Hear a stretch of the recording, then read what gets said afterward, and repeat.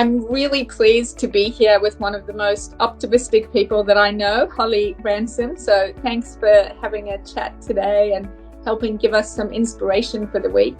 And I thought I'd start by asking you how you stay optimistic. What are the things that really drive optimism for you? For me, it's a choice, right? We can choose to be negative or we can choose to be optimistic. And sometimes that takes more choosing than other days, right? It's a bit, particularly over the last 12, 18 months with the challenges we've faced, it's very easy to focus on the negatives. I think the other thing is choosing to work with and surround myself with people who I see as points of light. But there are so many people out there who are doing inspiring things, who are being the change that they want to see in the world, who are leading with courage and with vision and with integrity.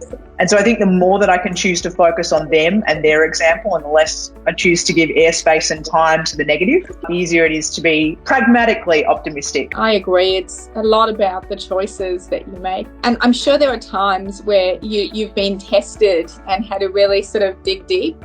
Do you have any tips from times like that? Like, how did you get yourself out of a negative spiral? One of the biggest, most profound changes I've made in my life is starting to manage energy instead of managing time.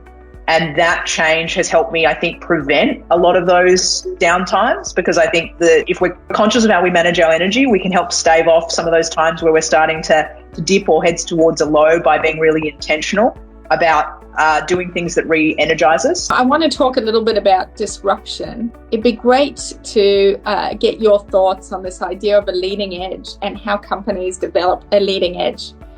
And so for me, there's a couple of things that are really important there. How are you creating the culture inside your team and organization to ensure good ideas can come from anywhere?